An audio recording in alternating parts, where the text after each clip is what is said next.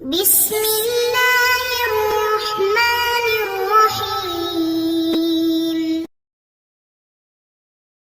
السلام علیکم ورحمۃ اللہ وبرکاتہ۔ امید ہے کہ آپ سب ایمان، صحت، عافیت اور برکت کے ساتھ ہوں گے۔ آج ہم سبق نمبر 45 کو پڑھیں گے، جس کا عنوان ہے اغراض تشبیہ کے بیان میں۔ تو سب سے پہلے عبارت اور ترجمہ، اس کے بعد انشاءاللہ تفصیل پڑھیں گے۔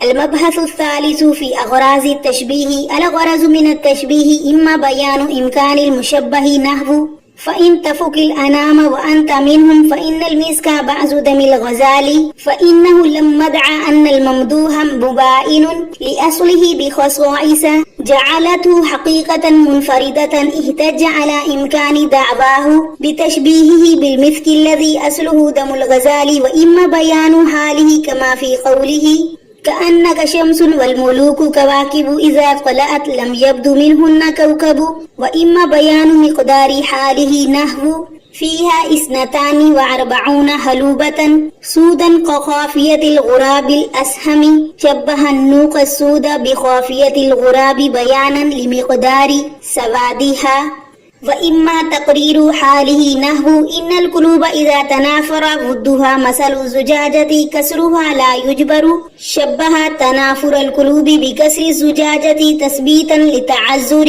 عودتها إلى ما كانت عليه من المودة وإما تزيينه نحو سوداء واضحة الجبين كمقلة الظبي العزيز شبه سوادها بسواد مقلة الظبي تحسينا لها وإما تقبيحه نحو وإذا أشار محدثا فكأنه قرد يقهق أو عجوز تلطم وقد يعود الغرض إلى المشبه به إذا عكس طرف التشبيه نحو وبدا الصباح كأن غرته وجه الخليفة حين يمتده ومثل هذا يسمى بالتشبيه المقلوب۔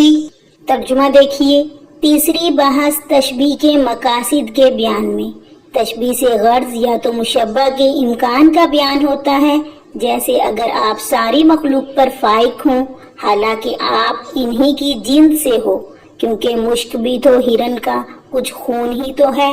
کیونکہ شاعر نے جب دعویٰ کیا کہ ممدوح اپنے اصل کے مبائن ہیں چند ایسی خصوصیتوں کی وجہ سے جنہوں نے اس کو ایک علیحدہ حقیقت قرار دے دی ہے، تو اپنے اس دعوے کو امکان پر استدلال کیا ممدوح کو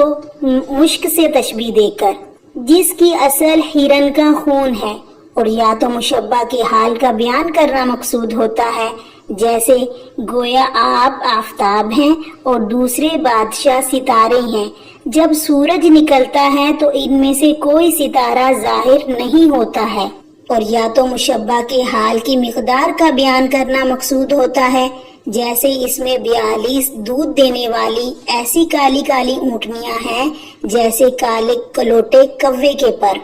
شاعر نے کالی اونٹنیوں کو کوے کے پر سے تشبیہ دی ہے اونٹنیوں کی سیاہی کی مقدار بیان کرنے کے لیے۔ اور یا تو مشبہ کے حال کو ثابت کرنا نامقصود ہوتا ہے، جیسے جب دلوں کی محبت نفرت میں بدل جائے تو اس شیشے کی مانند ہو جاتے ہیں جس کا ٹوٹا جڑتا نہیں۔ شاعر نے دلوں کی نفرت کو شیشے کے ٹوٹنے سے تشبیہ دی ہے، اس کے لوٹنے کے تعذر کو ثابت کرنے کے لیے سابقہ محبت کی جانب۔ اور یا تو مشبہ کی تزئین مقصود ہوتی ہے، جیسے وہ میری محبوبہ سیاہ اور روشن پیشانی والی ہے، جیسے پیاری ہرن کی آنکھ کا ڈیلا۔ شاعر نے اس کی سیاہی کو ہرن کی آنکھ کی سیاہی سے تشبیہ دی ہے، اس کو حسین بنانے کے لیے۔ اور یا تو مشبہ کی تقبیح مقصود ہوتی ہے، جیسے اور وہ جب بات کرتے ہوئے اشارہ کرتا ہے تو ایسا معلوم ہوتا ہے جیسے کوئی بندر ہو جو کہکہا لگا رہا ہو یا کوئی بڑھیا ہو جو تماچا مار رہی ہو۔ اور کبھی غرض مشبہ بھی کی طرف واپس ہوتی ہے جب تشبیہ کے دونوں طرف الٹ دیے جائیں، جیسے اور صبح ظاہر ہوتی ہوئی ایسا معلوم ہوتا تھا کہ اس کی روشنی بادشاہ کا چہرہ ہو جب ان کی مدح کی جائے۔ اور اس جیسی تشبیہ کو تشبیہ مقلوب کہتے ہیں۔ اب تفصیل دیکھیے۔ تشبیہ کے اغراض، یہاں یہ بات ذہن نشین رہے کہ تشبیہ کے اغراض کی دو قسمیں ہیں۔ نمبر 1 وہ اغراض جن کا تعلق مشبہ سے ہے، نمبر 2 وہ اغراض جن کا تعلق مشبہ بہ سے ہے۔ قسم اول کی تعداد بنسبت قسم ثانی سے زیادہ ہے۔ مشبہ کے اعتبار سے 6 قسموں پر مشتمل ہے۔ نمبر 1 بیان امکان مشبہ، نمبر 2 بیان حال مشبہ، نمبر 3 بیان مقدار حال مشبہ، نمبر 4 تقریر حال مشبہ، نمبر 5 تزیین مشبہ، نمبر 6 تقبیح مشبہ۔ اما بیان امکان المشبہ، یہاں سے مصنفین فرماتے ہیں کہ تشبیہ لانے کا مقصد یہ بیان کرنا ہوتا ہے کہ مشبہ کا وجود ممکن ہے، جیسے کہ فَإِن تَفُقِ الْأَنَامِ وَأَنْتَ مِنْهُمْ فَإِنَّ الْمِسْكَ بَعْضُ دَمِ الْغَزَالِ، یعنی کہ اے میرے آقا، اگر آپ اوصاف حسنہ میں ساری مخلوق سے فائق اور بلند ہو جاتے تو کوئی حیرت کی بات نہیں، حالانکہ آپ انہی کی جنس سے ہو، کیونکہ یہ بات عموماً معلوم ہے کہ مشک ہرن کے خون ہی کا ایک جز ہوتا ہے اور وہ باقی تمام اجزاء پر فائق ہوتا ہے۔ تو اس شعر میں متنبع نے اپنے ممدوح سیف الدولہ حمدانی کو ساری مخلوق پر فائق قرار دیا ہے، یہ کہتے ہوئے کہ سیف الدولہ میں ایسی خصوصیتیں موجود ہیں جو دوسروں میں نہیں ہیں، جن کی وجہ سے وہ باقی تمام لوگوں سے بالکل الگ ہے، حالانکہ سیف الدولہ بھی انسان ہی کی جنس سے ہے، اور پھر فائق ہونے کے اپنے اس دعوے کو اس طرح ممکن ثابت کیا کہ اس کو مشک سے تشبیہ دے دی کہ جس طرح مشک ہرن کے خون کا ایک جز ہونے کے باوجود بقیہ خون جسم پر فائق ہے، اسی طرح آپ بھی انسان ہونے میں باوجود دیگر انسانوں پر فائق ہیں۔ آگے فرمایا وَإِمَّا بَيَانُ حَالِهِ، اور تشبیہ لانے کا دوسرا مقصد مشبہ کا حال بیان کرنا ہوتا ہے، یعنی مخاطب مشبہ کے حال سے ناواقف ہوتا ہے تو اس کو کسی مشہور چیز سے تشبیہ دے دیتے ہیں تاکہ مشہور مشبہ بھی کے حال سے مشبہ کے حال کو مخاطب بھی آسانی سے سمجھ لے، جیسا کہ شاعر کے اس شعر میں كأنك شمس والملوك كواكب إذا طلعت لم يبدو منهن كوكب، آپ گویا آفتاب ہیں اور بادشاہ عالم ستارے ہیں، اور آفتاب کا یہ حال ہے کہ جب وہ طلوع ہوتا ہے ایک بھی ستارہ نمودار نہیں ہوتا، یعنی اس کی روشنی سے تمام ستارے ماند پڑ جاتے ہیں۔ اس شعر میں شاعر نے اپنے ممدوح نعمان کو آفتاب سے اور دوسرے بادشاہوں کو ستاروں سے تشبیہ دے کر ممدوح کا حال بیان کیا ہے کہ جس طرح آفتاب کے سامنے ستارے ماند پڑ جاتے ہیں، اسی طرح میرے ممدوح کے سامنے باقی بادشاہ بھی ماند پڑ جاتے ہیں۔ آگے فرمایا وَإِمَّا بَيَانُ مِقْدَارِ حَالِهِ، اور کبھی تشبیہ سے مشبہ کے حال کی مقدار کا معلوم کرنا مقصود ہوتا ہے، جیسا کہ یعنی قوت، ضعف، زیادتی اور نقصان کے اعتبار سے مشبہ کی حالت کیسی ہے، یہ اس وقت ہوتا ہے جب مخاطب مشبہ کے حال سے تو واقف ہو مگر اس حال کی مقدار سے واقف نہ ہو اور اس کی مقدار معلوم کرنا چاہتا ہو، جیسے کہ فِيهَا اثْنَتَانِ وَأَرْبَعُونَ حُلُوبَةً سُودًا كَخَافِيَةِ الْغُرَابِ الْأَسْهَمِ، یعنی اس خاندان میں 42 دودھ دینے والی اونٹنیاں ایسی کالی کالی ہیں جیسے نہایت کالے کلوٹے پہاڑی کوے کے پر۔ تو اس شعر میں شاعر نے اپنی محبوبہ کے گھرانے کی مالداری کو بیان کیا ہے کہ میری محبوبہ کے گھرانے کے اونٹ اور اونٹنیوں کو شمار کرنا تو کسی کے بس میں نہیں ہے، ہاں البتہ اسے اندازہ لگایا جا سکتا ہے کہ صرف 2 دہاڑی اونٹنیوں کی تعداد 42 ہیں۔ پھر شاعر نے ان کالی اونٹنیوں کو کالے کوے کے پر سے تشبیہ دی ہے، جس سے اونٹنیوں کی سیاہی کی مقدار بیان کرنا مقصود ہے کہ اونٹنیاں بہت سیاہ ہیں، کیونکہ یہ بات یاد رکھیے کہ اونٹ کا رنگ جس قدر سیاہ ہوگا اتنا ہی وہ گراں قیمت اور بہتر ہوگا۔ آگے فرمایا وَإِمَّا تَقْرِيرُ حَالِهِ، یعنی کبھی تشبیہ کے ذریعے مشبہ کا حال سامع کے ذہن نشین کرانا مقصود ہوتا ہے،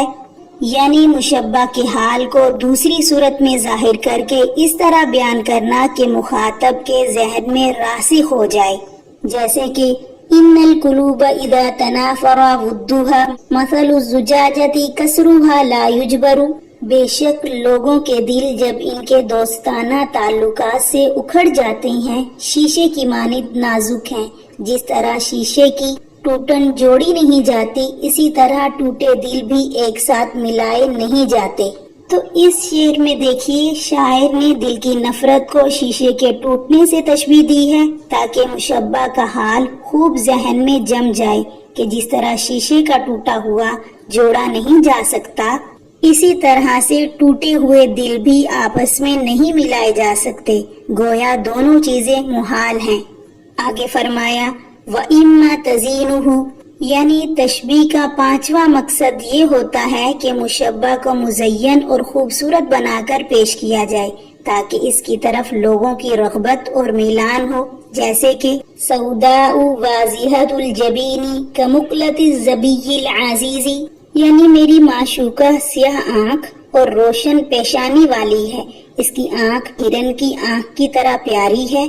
تو دیکھیے اس شعر میں شاعر نے محبوبہ کے رنگ کو ہرن کی آنکھ کے ڈیلے سے تشبیہ دے کر یہ بتانا چاہا ہے کہ جس طریقے سے ہرنی کی آنکھ کا ڈیلا گول اور سیاہ ہے، اسی طریقے سے میری محبوبہ کا چہرہ بھی گول اور سیاہ ہے، اور اس سے مقصود اس کی خوبصورتی کو بیان کرنا ہے، کیونکہ دنیا میں سب سے خوبصورت ہرن کی آنکھ ہے، خصوصاً ہرن کے چھوٹے بچوں کی آنکھ تو بے حد خوبصورت ہے، اس لیے شاعر نے اپنی محبوبہ کو ہرن سے تشبیہ دی ہے۔